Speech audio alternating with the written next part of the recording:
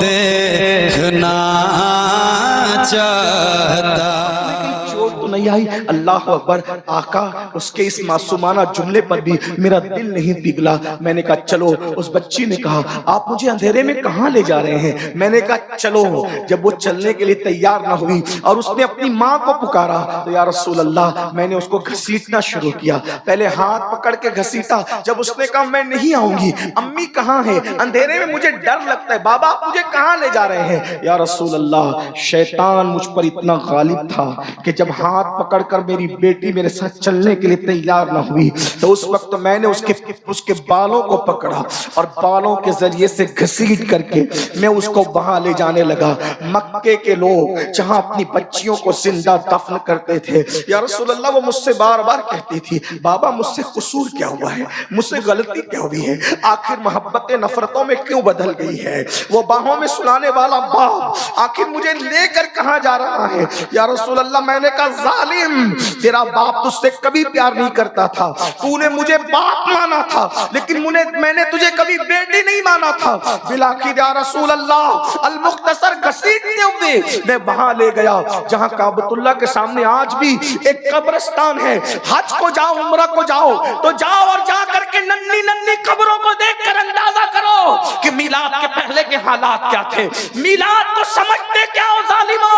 अल्लाह अकबर, अल्लाह अकबर। मैं वहां लेकर के पहुंचा और जल्दी जल्दी से मैं गड़ा खोदने लगा ताकि शैतानत को, नहूसत को, बेबरकती को, बेटी को दफ्न कर दूं। जैसे मैं कब्र खोद रहा था और मेरे कपड़ों पे मिट्टी लग रही थी, मेरी बच्ची रोती जाती थी और कहती थी बाबा आपके कपड़े गंदे हो रहे हैं, और अपने हाथों से मेरे बदन पे लगने वाली मिट्टी को साफ कर रही थी। या रसूल अल्लाह वो मेरे कपड़ों पर मिट्टी का दाग देखना नहीं चाहती थी, लेकिन मैं उसके खून से हमेशा के लिए अपनी रूह को उसके खून के थप्पों से रंगीन करने जा रहा था।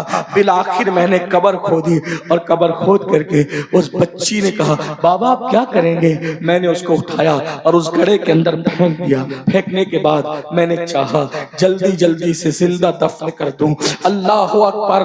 मैं इधर से मिट्टी डालता, वो कहती मुझसे कोई गलती हो तो माफ कर दे बाबा, और गलती बता दे, मैं आज के बाद कोई गलती नहीं करूंगी, लेकिन आप मुझे दफन न करें। या रसूल अल्लाह चूंकि वो बड़ी हो चुकी थी, बच्चियों को जिंदा दफन करना तो आसान था, जो चंद दिन की थी, चंद लम्हे की थी, ये 4 साल के ऊपर की हो चुकी थी, कभी इधर होती कभी उधर होती। मैंने सोचा ये शैतानत को अगर मैं दफन न कर सका तो फिर बहुत मसाइल दरपेश होंगे, तो मैंने सोचा पहले इसको मार डालूं और मार डालने के बाद फिर दफन करूं। आका करीब में एक बड़ा सा पत्थर पड़ा था, मैंने उठाया और उठाने के बाद जोर से उसके सर पे दे मारा। एक चीख निकली और वो चीख हमेशा के लिए उस जंगल के अंदर खामोश हो गई, और ममता का गला इस तरह एक बाप ने अपने हाथों से घोट दिया। या रसूल अल्लाह फिर जल्दी जल्दी मैंने उसको दफन किया, और जब दफन करके मैं लौट रहा था तो मैं बहुत खुश था, सीना तान के लौट रहा था। शैतानत दफन कर दी, नहूसत दफन कर दी, बेबरकती दफन कर दी, मगर या रसूल अल्लाह जब मैं लौट रहा था खुशी खुशी तो मेरे ज़मीर पे एक बोझ था, यूं लगता था जैसे सदाए बाज गश्त के तौर पे अब भी वो जुमले मेरे कानों से टकरा रहे हैं, बाबा मुझसे गलती क्या हो गई, मेरा कसूर तो बताए ना बाबा, मैंने गलती क्या की है? ये मंजर सुन करके हुजूर इतना रोए कि दाढ़ी आंसुओं से तर हो गई, पूरी महफिल में हिचकियों की आवाज आ गई और वो सहाबी भी रोते रोते हिचकियां लेने लगे। जब उन्होंने अपनी दास्तान अलम को खत्म किया, हुजूर अलैहिस्सलाम सर नीचा करके रो रहे थे।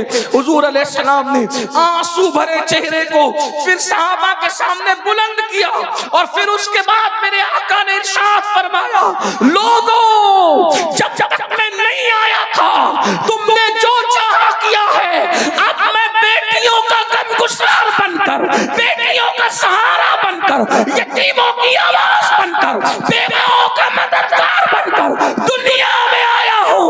अब बेटियां दफन नहीं की जाएगी, बेटियों का बाप और मैं मोहम्मद जन्नत में इतने करीब रहेंगे जैसे ये 2 उंगलियां करीब। वाह, नारे तकबीर, नारे रिसालत, आमदे रसूल कॉन्फ्रेंस।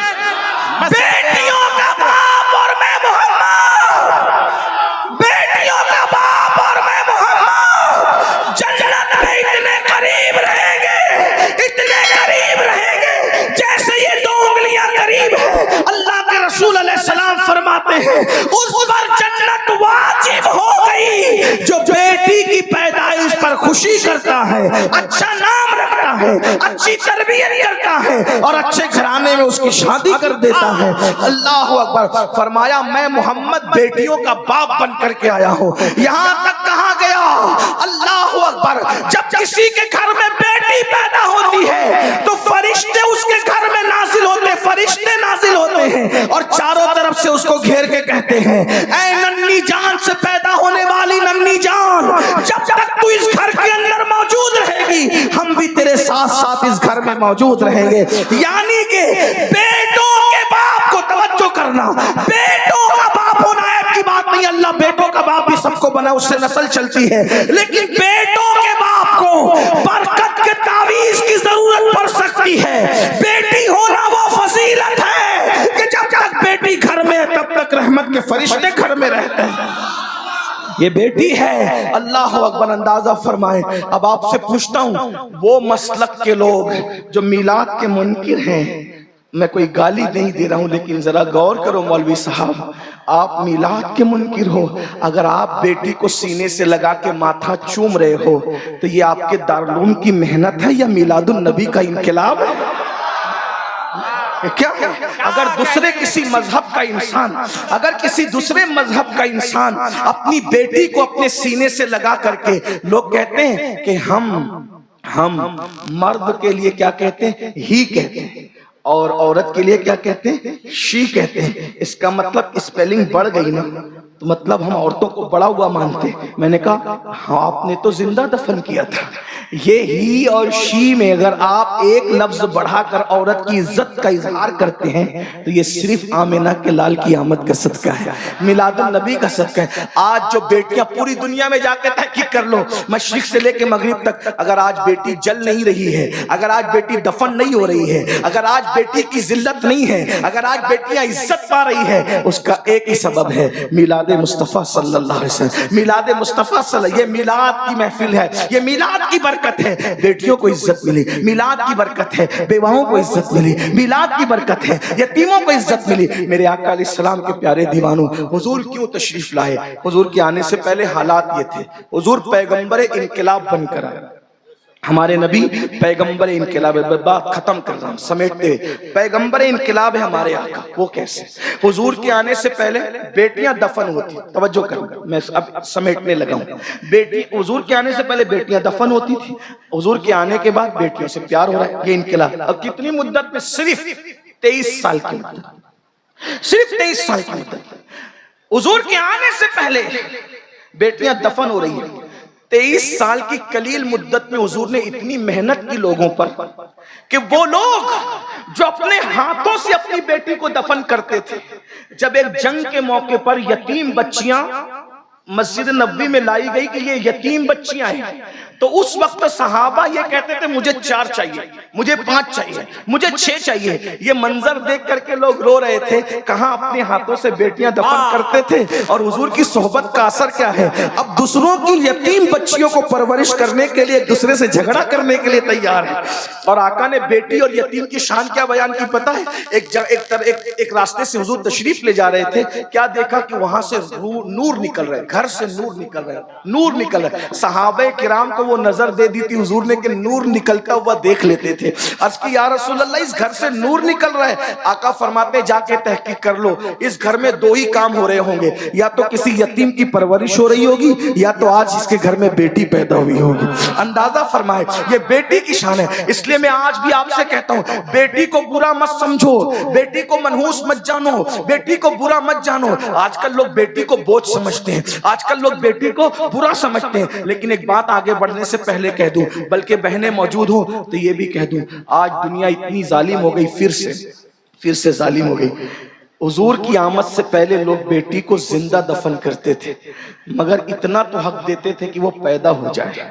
तवज्जो करना, इतना तो हक देते थे कि वो पैदा हो जाए, पैदा हो। आज के तरक्की याफ्ता दौर में जब इस जालिम माशरे को पता चलता है कि पेट में बेटी है, तो डॉक्टर को रिश्वत देकर और ज्यादा पैसे देकर पटा फुसला कर मां के पेट में ही उस बच्ची को कत्ल कर देते, चमचों से, छुरियों से।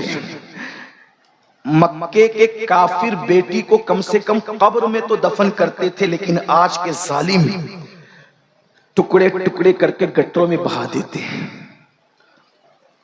اپنی اولاد کو پیٹ سے گرانے والوں، اولاد کے قاتلوں، سن لو، اللہ کے رسول نے فرمایا تم پر جنت کی خوشبو بھی حرام ہے۔ جو ماں کے پیٹ سے بچوں کو گراتے ہیں غربت کے خوف سے، جہیز کے خوف سے، شادی کی مہنگائی کی بنیاد پر، آقا ارشاد فرماتے ہیں کہ یہ بچے جن کو ماں کے پیٹ سے گرایا جا رہا ہے قیامت کے دن بغیر سر کے اٹھیں گے اور اللہ کی عدالت میں عرض کریں گے مولا ان ماں باپ سے، ظالم سے پوچھ کہ ہم نے کیا غلطی کی تھی جس کی سزا دی گئی کہ ہمیں دنیا میں آنے سے پہلے قتل کر دیا گیا۔ بچے چند وجوہات کی بنیاد پہ قتل ہو رہے ہیں۔ نمبر 1، یا تو بیٹیاں اس لیے قتل ہو رہی ہے کہ شادی کیسے کریں گے، وجہ تم ہو، میلاد منانے والوں تم ہو، کیونکہ تم نے شادیوں کو اتنا مہنگا کر دیا ہے کہ آج ان شادیوں کی بنیاد پہ بچیاں قتل ہو رہی ہیں، ان کے قتل کے ذمہ دار تم ہو۔ اور بڑی معذرت کے ساتھ خو گرے حمد سے تھوڑا سا گلہ بھی سن لے، میلاد کی یہ محفل منانا شاید تمہیں کام نہ آئے، معاف کرنا، معاف کر دینا، اور معاف نہیں کر سکتے تو مجھ سے بات کر لینا، میں بات کرنے کے لیے بھی تھی۔ کیوں کام نہ آئے پتہ ہے؟ کیونکہ تم رسول اللہ کی محنتوں کو ضائع کرنے کے لیے کھڑے ہوئے ہو۔ حضور علیہ السلام نے محنت کی تھی، کیوں محنت کی اور کتنی محنت کی تھی بتاؤں؟ حضور کی محنت کتنی تھی؟ رسول اللہ کے عاشق بن کے حضور کی محنت کو ضائع کرنے کھڑے ہوئے ہو تو ایسے عاشقوں پر حضور کی محنت کا اندازہ نہیں۔ ارے باپ کلکتہ جا کے، دلی جا کے، سعودی جا کر اگر مال کما کر کے لاتا ہے تو ایک بیٹا کہتا ہے میرے باپ کا ماتھے کا پسینہ پیر تک آیا ہے، تب کہیں جا کر کے یہ گلشن سجا ہے۔ تجھے باپ کے پسینے کا اتنا خیال ہے، رسول اللہ کے خون کا تجھے خیال نہیں؟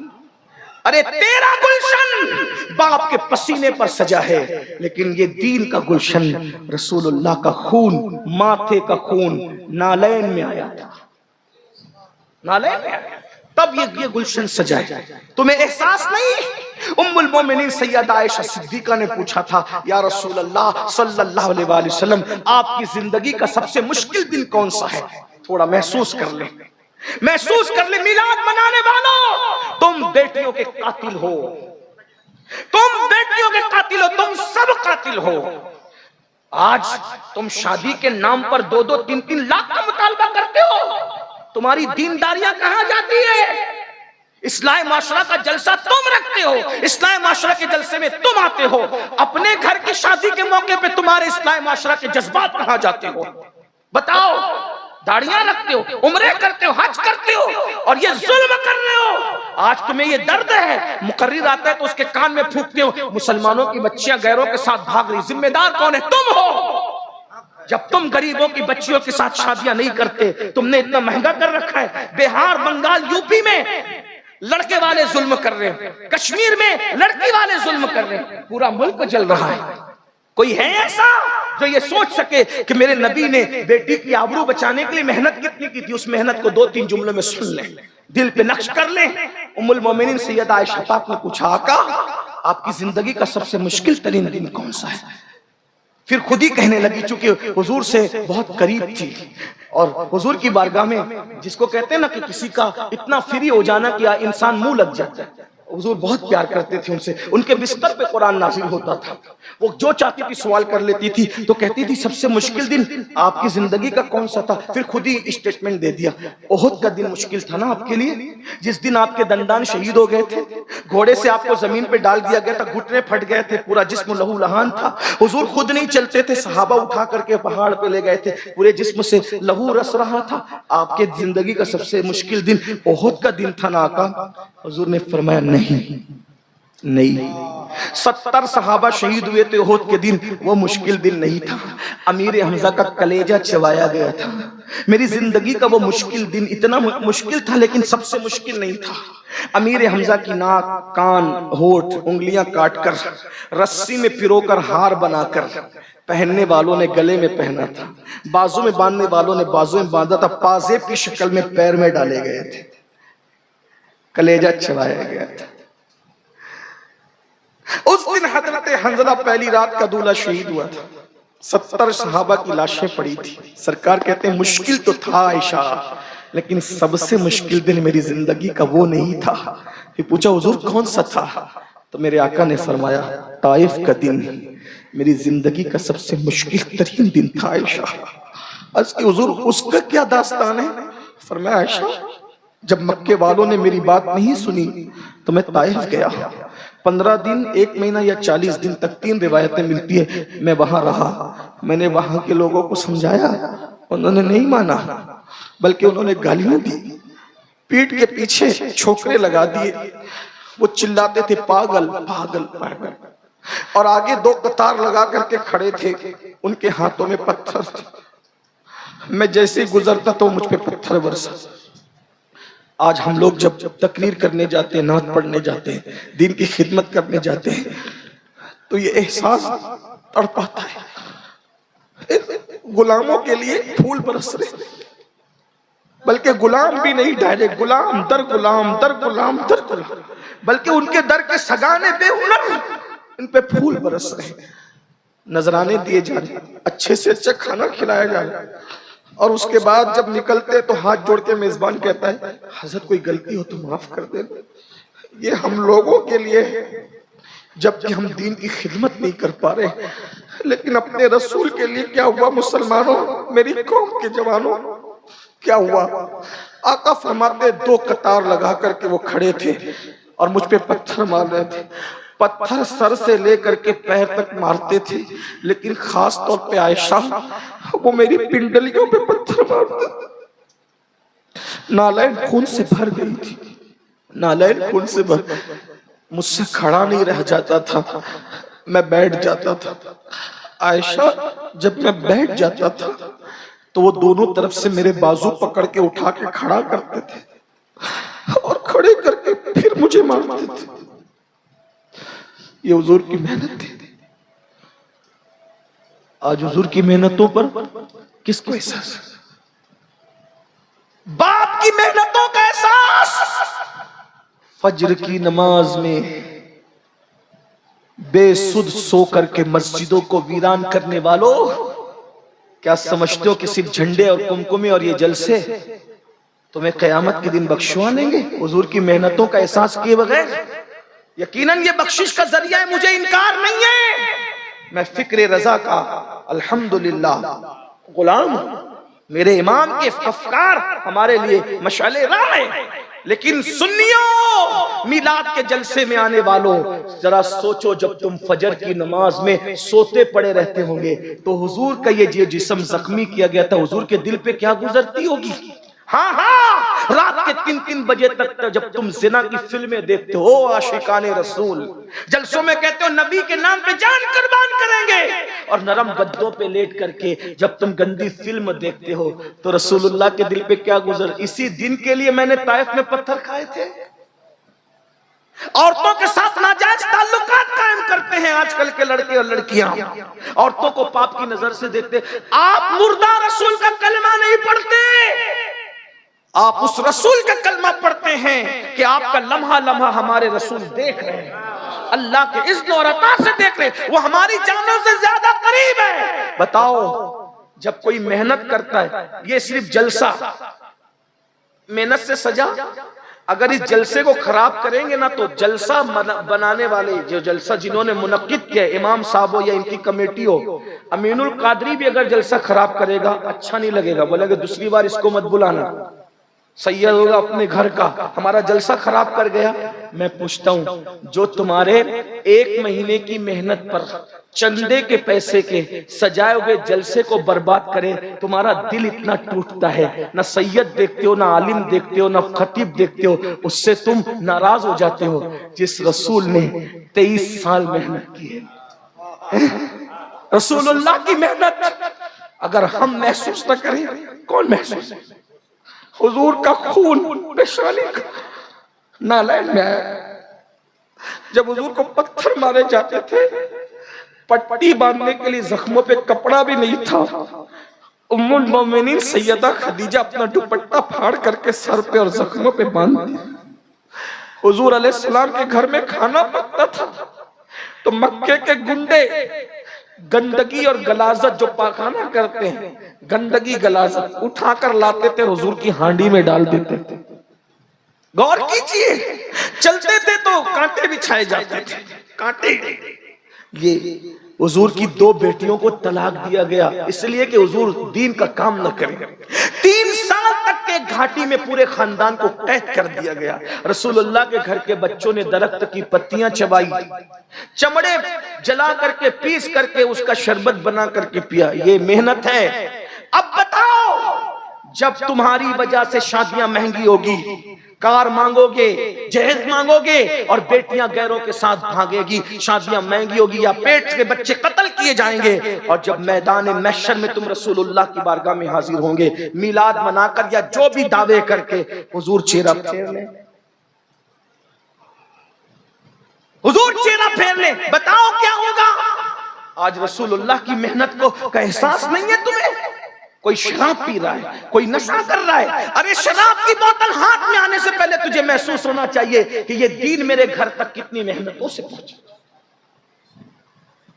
ایسے منافق صفت دیندار مت بنو، زبان پہ جلسوں میں دین اور اندر دنیا۔ جب تم بیٹے کا رشتہ طے کرنے جاتے ہو تو مولانا کیا کہتے ہیں؟ مولانا میری بیوی نہیں مان رہی ہے، وہ جہیز کا مطالبہ کر رہی ہے۔ اتنے فرما بردار ہو بیوی کے، ہر دن تم چلاتے ہو بیوی کو، اور شادی کے موقع پہ تمہیں بیویاں نظر آتی ہیں، بہانے سب مانگ رہے ہیں۔ اور اگر میری یہ گستاخی معاف ہو تو میں ہندوستان کی زمین پہ یہ ضرور کہہ رہا ہوں کہ صرف دنیا دار لوگ نہیں، دیندار طبقہ بھی اس لعنت میں ملوث ہے۔ کیا جواب دو گی اللہ کو؟ کیا جواب دو گی؟ اگر واقعی میلاد منانا ہے تو انقلاب کا حصہ بنو، اور آج سچے دل سے طے کرو، مجھے خوش کرنے کے لیے نہیں، اپنے نبی کو، میلاد والے رسول کو جس کے ذریعے سے ہمیں جنت لینا ہے، ان کو خوش کرنے کے لیے کہ انشاءاللہ اب میں اپنی شادی کروں یا اپنے بچوں کی شادی کروں۔ جو کنوارے وہ اپنی شادی کے بارے میں، جو اولاد والے وہ اپنی اولاد کے بارے میں یہ حضور سے وعدہ کریں، مجھ سے نہیں، کہ یا رسول اللہ اگر آپ کی امت کی بیٹیاں جہیز کی وجہ سے پیٹ میں قتل ہو رہی ہے یا اوروں کے ساتھ بھاگ رہی ہے، تو جب میں اپنے بیٹے کا نکاح کروں گا تو انشاءاللہ میں یوں کہوں گا کہ بغیر جہیز کے نکاح کروں گا۔ اگر میرا سمدھی دینا بھی چاہے گا تو میں کہوں گا جا کسی اور موقع سے دے دینا، لیکن جہیز کا خاتمہ کروں گا، اور اللہ اکبر بغیر جہیز کی شادی کر کے دنیا کو بتاؤں گا کہ نبی کے نام پہ جان دینا بھی جانتے ہیں اور بدعت کا خاتمہ کرنا بھی جانتے ہیں۔ اگر یہ ہو گیا انقلاب آئے گا، تبدیلی آئے گی۔ یاد رکھنا، اس دین کو ہمارے گھر تک پہنچانے کے لیے اللہ کے رسول کی بہت محنتیں ہیں، اس محنت کا احساس کرو۔ آج ہم صرف زبان سے میلاد مناتے ہیں، جھنڈے لگاتے ہیں، لیکن حضور کی محنت کا ہمیں احساس۔ بھائیو، ایک دن میں 3 بار کپڑے بدلتے ہو، اچھا ہے بدلو، 4 بار بدلو۔ ہماری قادری، ہم تو قادری صوفی لوگ ہیں، ہمارے قادریت بہت تصوف میں بہت انجوائے والی ہے۔ ہمارے غوث پاک کہتے ہیں اچھا کھاؤ، اچھا پہنو، اچھے کام کرو۔ ہمارے غوث تو اتنا مہنگا پہنتے تھے کہ بادشاہ کو بھی پہنو، 4 بار پہنو، لیکن اتنا ضرور کہتا ہوں 4 بار کپڑے بدلنے کے بعد یہ مت بھولو کہ اسی دین کے لیے صحابہ جو احد میں شہید ہوئے تھے ان کو کفن بھی نصیب نہیں ہوا تھا۔ بغیر کفن کے دفن ہونے والے صحابہ کی قربانی بھی یاد کر۔ کتنی عورتوں کا سہاگ اجڑا ہے نا، تب ہمارے گھر پہ اسلام پہنچا۔ کتنے بچے یتیم ہوئے تب ہمارے گھر پہ اسلام پہنچا۔ کتنی جانیں گئی تب ہمارے گھر پہ اسلام پہنچا۔ اب بتاؤ، ہم نے اپنے بچے کو ڈاکٹر بنانا چاہا، انجینئر بنانا چاہا، ٹیچر بنانا چاہا، سب بنایا، بناؤ، بالکل بناؤ۔ کیا آپ نے اپنے بچے کو مسلمان بھی بنایا؟ بتاؤ۔ ٹیوشن کے لیے جگاتے ہو، اسکول جانے کے لیے صبح 5 بجے جگاتے ہو، کبھی اپنے بچوں کو نماز کے لیے بھی جگایا؟ بہت معذرت کے ساتھ، جو رسول کہیں کہ نماز میری آنکھوں کی ٹھنڈک ہے، نماز پڑھتے ہو؟ نہیں۔ جلسے میں آئیں 3 گھنٹہ بیٹھیں گے 5 گھنٹہ بیٹھیں گے، کتنے لوگ عشاء پڑھ کے ہاتھ مت اٹھانا، ذلیل کرنا مقصد نہیں، حضور کی امتی ہو، ہم سے بہتر ہوا، آپ کی حرمت کو کعبے سے افضل قرار دیا گیا ہے، لیکن اتنا پوچھتا ہوں عشاء کتنے پڑھ کے آئیں اور جا کے فجر کتنے پڑھیں گے؟ بہت معذرت کے ساتھ عرض کروں، جو جلسہ کرتے ہیں نا وہ بھی اللہ ماشاءاللہ نماز نہیں پڑھتے، جلسے کی مصروفیت میں یہ مغرب بھی چھوڑتے ہیں، عصر بھی چھوڑتے ہیں، عشاء بھی چھوڑتے ہیں۔ کروڑوں جلسے ایک پڑھنے میں رکھا جائے اور ایک سجدہ فرض ایک پڑھنے میں رکھا جائے، کروڑوں جلسے اس سجدے کا بدل نہیں ہو سکتے۔ آپ کیا سوچ رہے ہو نماز چھوڑ دوں گا میلاد کے ذریعے بخش دیا جاؤں؟ بھائیو ہمارے ہاں میلاد فرض نہیں ہے، علماء موجود ہیں، نفل ہے، مستحب ہے، زیادہ سے زیادہ حضور سے محبت کا اظہار ہے، میں منع نہیں کر رہا ہوں، الحمدللہ میلاد پر میری تقریریں موجود ہیں۔ ہم کہتے ہیں جو میلاد منانے سے منع کرتے ہیں ان کے دل سیاہ ہو گئے، ہم ان سے مقابلہ کر رہے ہیں، لیکن آپ سے کہتا ہوں میلاد مناؤ گے نفل مستحب کر کے اور فجر چھوڑ دو گے، نمازیں چھوڑ دو گے، پھر سوچو کہ حضور بخشوا لیں گے۔ دیکھو حضور تو کسی کو بھی بخشوا سکتے ہیں، ان کی شان ہے، ایک میں کیا، میرے عصیاں کی حقیقت کتنی، مجھ سے 100 لاکھ کو کافی ہے اشارہ تیرا۔ لیکن یہ بھی سن لو وہ جس کو چاہے بخشوا سکتے ہیں، وہ مختار کل ہے، نبی مختار کل ہے، جس کو جو چاہے عطا کر دے، یہ میرا عقیدہ ہے۔ اگر وہ چاہے تو کروڑوں کو اشاروں میں بخش دیا جائے، مگر انہوں نے ہی فرمایا جس نے جان بوجھ کر نماز چھوڑ دی قیامت کے دن اس کے ساتھ میرا کوئی وعدہ نہیں ہے، میں محمد اس سے بیزار ہوں، وہ میرے ذمے سے باہر ہو گیا ہے۔ کہاں گئی نماز؟ نماز کہاں گئی؟ جس دن میلاد کا جلوس نکالتے اس دن بھی فجر نہیں پڑھتے۔ حضور کے دل پہ کیا گزرتی، اللہ کے رسول کے دل پہ کیا گزرتی ہوگی؟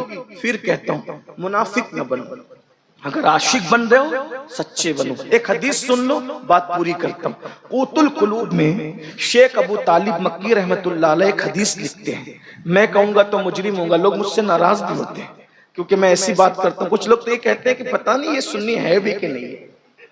میں نے کہا اگر قرآن حدیث بیان کرنا مشکوک کرتا ہے آپ جو چاہے ٹائٹل دے دیں، الحمدللہ میں 41 پشتوں کا پشتینی سنی ہوں، کنورٹڈ سنی نہیں ہوں، ہاں الحمدللہ 41 پشتوں کا سنی ہوں، اور جس میں سیدہ فاطمہ اور مولائے کائنات ہمارے شجرے میں نسب کے اعتبار سے سب سے اوپر ہیں، الحمدللہ الحمدللہ۔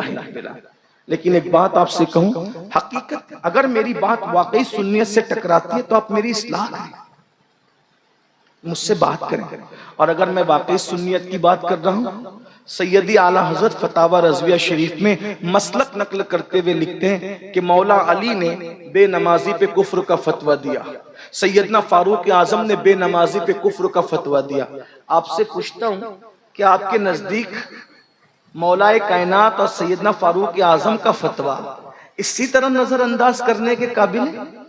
اگرچہ ہم حنفی ہونے کے اعتبار سے ہمارے اعلیٰ حضرت نے بتایا ہمیں اور ہمارے امام نے بتایا کہ ہم بے نمازی کو ڈائریکٹ کافر نہیں کہتے، فاسق کہتے ہیں، ہمارا عقیدہ یہ نہیں ہے، اس لیے کہ جو حدیثوں میں آیا ہے اس کی تعویل ہمارے امام اعظم نے کی ہے۔ لیکن ایک بات آپ سے کہتا ہوں، مولائے کائنات نے فتویٰ دیا بے نمازی کافر، فاروق اعظم اگر اللہ نہ کرے، اللہ نہ کرے، 1000 بار نہ کرے، اگر آپ سے پوچھتا ہوں امام اعظم کے قول کی بجائے مولائے کائنات کے قول پر قیامت کے دن فیصلہ ہوا تو کہاں جاؤ گے؟ کہاں جاؤ گے؟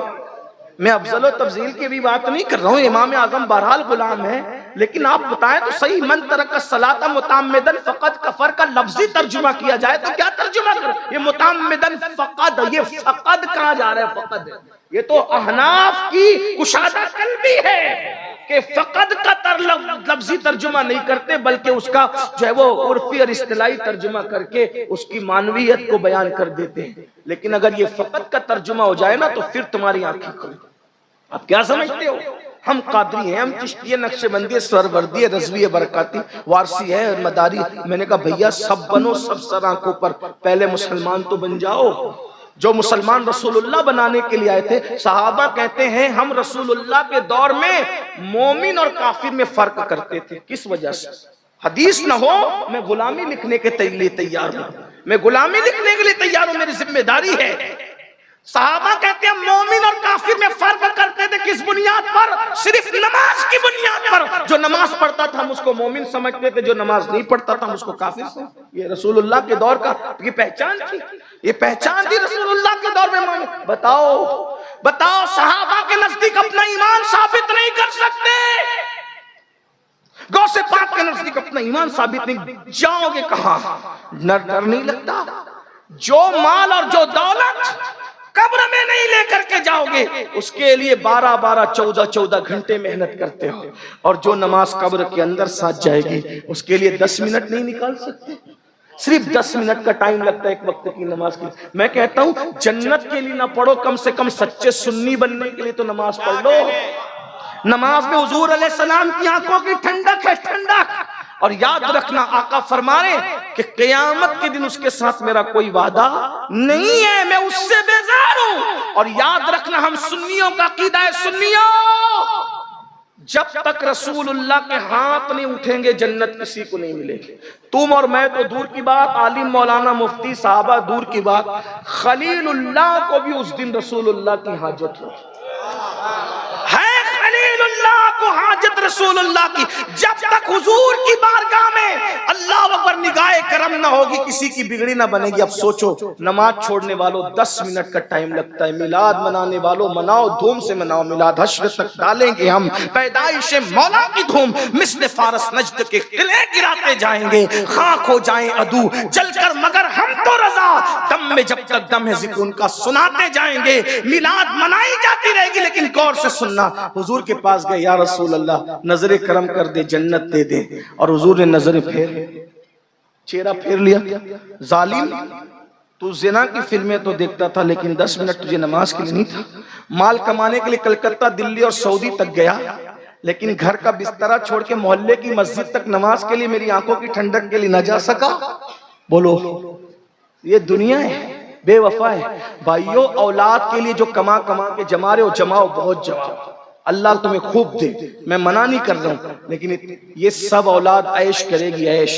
جیتے جی بچے 24 گھنٹے میں خیریت کا فون نہیں کرتے ماں باپ کو، یہ مرنے کے بعد مغفرت کی دعا کریں گے یہ مصلوب بچے؟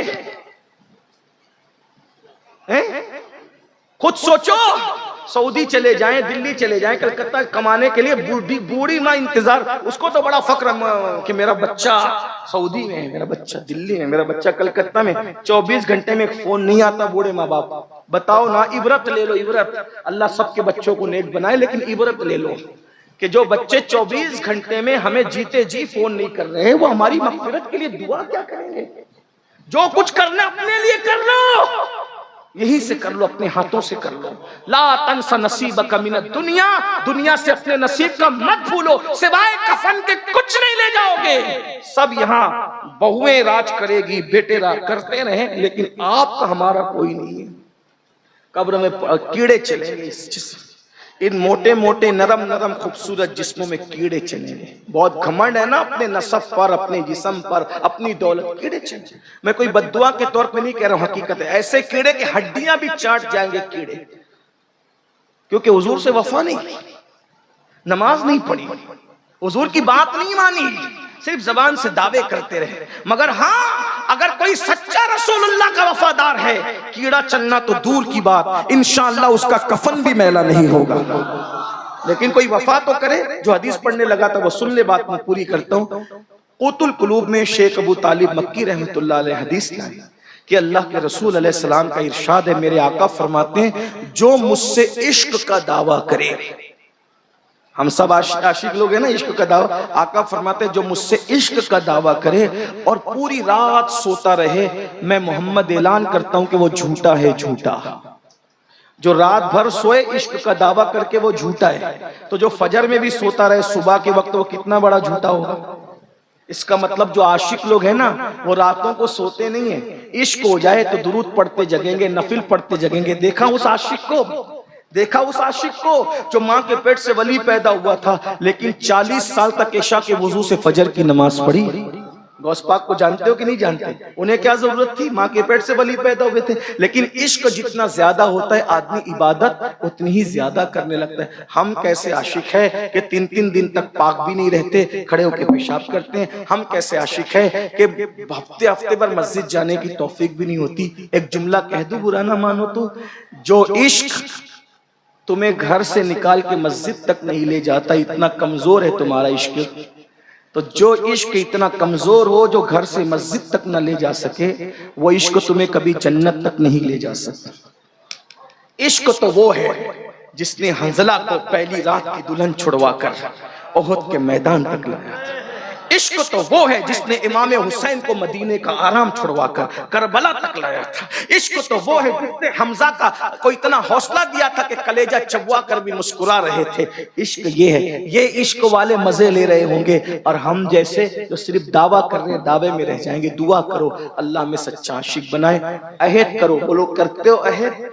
آج سے نماز چھوٹے گی؟ بولو آج سے نماز چھوٹے گی نہیں. کتنے لوگ اللہ کے رسول کو گواہ بنانے کے لیے ہاتھ اٹھا کر وعدہ کرتے ہیں انشاءاللہ 5 وقت کی پڑھیں گے؟ حضور کے نام پہ بتاؤ کتنے ہاتھ اٹھاتے؟ ہاں ماشاءاللہ, اٹھا کے رکھے, حضور گواہ ہو جائے. ذرا ہم بھی تو دیکھیں. ہم دیکھیں نہ دیکھیں لیکن مدینے کی سرکار دیکھ رہے ہیں. اٹھائیں, بولو وعدہ کرتے ہو؟ اے اللہ وعدہ کرنا تیرے محبوب کے نام پہ ان کا کام ہے, اس وعدے کی لاج رکھنا تیرے کرم پر ہے. اللہ سب کو نماز. دوسرا تھوڑا مشکل وعدہ, کتنے وہ غیر شادی شدہ لڑکے ہیں جو وعدہ کرتے ہیں کہ بغیر جہیز کے شادی کروں گا. ہائے ہائے, سبحان, اٹھا کے رکھیں. یہ میلاد انقلاب کا نام ہے. لیکن بولو ابا کے کہنے پر تو پھر مجبور نہیں ہو جاؤ گے. ماں باپ کی وہی بات ماننا جو شریعت کے مطابق ہو, اور جو شریعت کے خلاف وہ ہاتھ جوڑ کے کہنا کہ آپ کہہ رہے ہیں لے, نبی کہہ رہے مت لے, میں باپ کی نہیں اس وقت رسول پاک کی مانوں. ان سے لڑنا بھی مت, ان کو جھڑکنا بھی مت, مگر قدم پکڑ کے کہہ دینا کہ آج آپ کی نہیں آج حضور کی مانیں گے, کیونکہ حضور حضور ہے.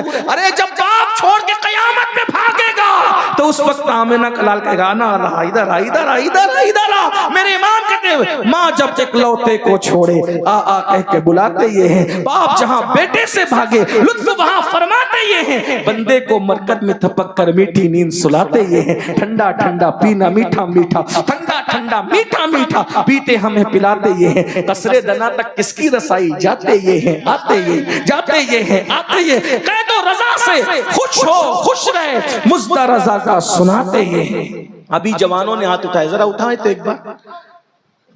ہائے بھولیں گے تو نہیں. جو غیر شادی شدہ ممبر پر ہے ذرا ان کی بھی ذمہ داری ہے. ان میں سے کون وعدہ کرتا ہے ذرا اٹھائیں. ممبر والے بھی حضور کی امت سے الگ نہیں ہیں, تھوڑا گستاخی معاف کر دیں. سب شادی, کچھ ہے غیر شادی شدہ. اچھا اب شادی شدہ لوگوں کا امتحان ہے. اپنے بچوں کی پوتوں کی جب شادی کریں گے تو کتنے ایسے لوگ ہیں جو حضور کی امت کی بیٹیوں کی آبرو بچانے کے لیے بغیر جہیز کے شادی کریں گے؟ اچھا اٹھا کے رکھیں. یہی بات ہے. اللہ سب کو سلامت رکھے, خوش رکھے, آباد رکھے. میلاد کا جشن ہوتا رہے. نثار تیری چہل پہل پر ہزاروں عید ربیع الاول, سوائے ابلیس کے جہاں میں سبھی تو خوشیاں منا رہے ہیں. اللہ ہم سب کو توفیق دے. گفتگو کے درمیان اگر کوئی غلطی ہو تو اللہ تعالیٰ معاف کر دے. استغفر اللہ ربی من کل ذنب و اتوب الیہ. ایک گزارش, جانا نہیں. اگر حاجت ہے تو الگ بات ہے, لیکن اگر حاجت نہیں ہے تو جانا نہیں. کیونکہ ابھی آپ کے سامنے ہمارے عزیز شاعر اسلام دلبر شاہی صاحب اور بھی حمزہ صاحب کو ہی نہیں اور بھی جو شعراء ہیں ان کو سنے پھر جائیں. مجھے بھی جب تک توفیق ہوگی میں بیٹھا رہوں گا, آپ بھی بیٹھے رہیں. اگر حاجت ہے تو حاجت سے فارغ ان کی الگ بات ہے. چلے آج ناظم صاحب کی ذمہ داری دلبر بھائی کے لیے میں پوری کرتا ہوں. دلبر بھائی کو نعرہ